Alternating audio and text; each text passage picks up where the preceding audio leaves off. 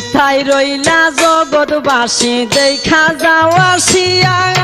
বাংলাদেশকে বন্যার পানি নিতেছে বাসায়া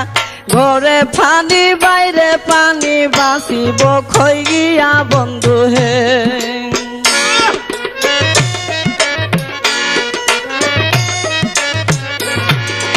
মানুষের দুর্দশা দেখলে চোখে পানি জরে কি গজা পাঠাইল আল্লাহ বাংলার ভিতরে হাহাকার পড়িয়া গেছে গ্রামের গড়ে গড়ে বন্ধু হে